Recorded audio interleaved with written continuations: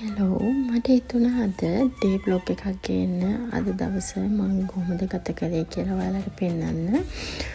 අපි හබුතලේ ආවා. හබුතලේ ට්‍රිප් එකක් ආවා. හබුතලේ නැවතිලා හිටපු හොටෙල් එකේ ඉඳන් දැන් ඊළඟ ගමනට රැස් තියෙන්නේ කොහොමද කියන එක තමයි මේ යන්න තියෙන්නේ. ඔය ඉතින් මම ඕන දෙයකට ගාන බ්ලැක් පවුඩර් එක. ඒතර මම වෙනදා නම් ස්පාස්ලෝන්ගේ ක්‍රීම් එක ගන්න. හැබැයි අද මට ගේන්න බැරි වෙලා. ඒ නිසා මම බේබි ක්‍රීම් එක ගාලා බේබි ක්‍රීම් එකට උඩින් තමයි බ්ලැක් පවුඩර් එක ගන්න. එච්චරයි මගේ මේකප් එක. මම ලොකුවට මේකප් කරන්නේ ෆවුන්ඩේෂන් වල දාන්නේ නැහැ. මොකද මට ෆවුන්ඩේෂන් හරියන්නේ නැහැ කියලා මට හිතෙනවා. එච්චර ලොකු මේකප් එකක් දාන්න ඕනේ නැහැ කියලා. ඔය තියෙන්නේ මම බ්ලෂර් කරනවා. මම අනිවාර්යෙන් බ්ලෂර් කරනවා. මොකද මම හරි ආසයි බ්ලෂර් කරන්න. මේ පින්ක් එකට ඒ ලුක් එකට මම හරි ආසයි. අපි බලමු මේ විදිහට ලෑස්ති වෙලා අද දවස මගේ අද දවස කොහොමද ගත වෙන්නේ කියලා.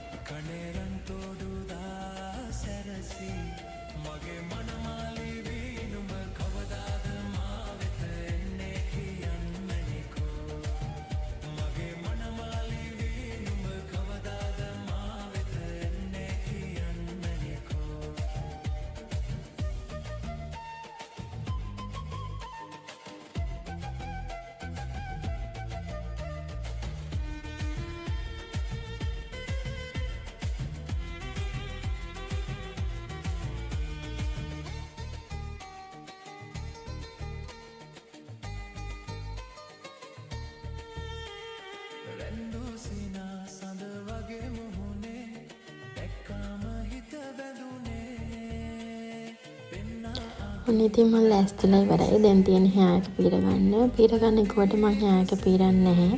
මොකද මගේ මේ කර්ලි හෑර්ස් නිසා මම ඒක නිකන් අතින් හදාගෙන බුල් එකක් දාලා ඔය මට ඕන හෑර් ස්ටයිල් එක දාගන්නවා විතරයි.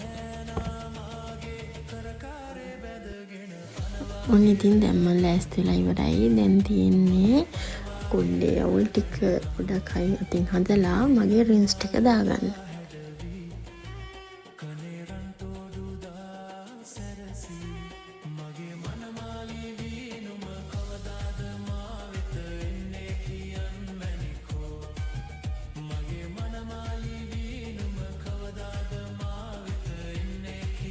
ඔන්න දැන් ඉතින් මම ලෑස්තිලා ඉවරයි. මේක තමයි අද මම ගමන යන විදිහ.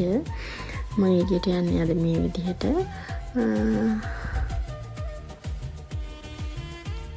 එතකොට මේ තියෙන්නේ අපි හොටෙල් එකේ එළියට ආවහම එළියේ තියෙන view එක උඩ තට්ටුවේ ඉඳන් බැලුවාම පේන විදිහ.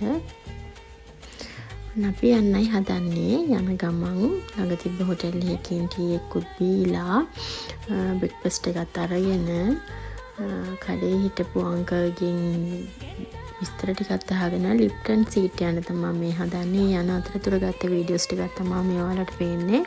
ලස්සන තැන් වලින්.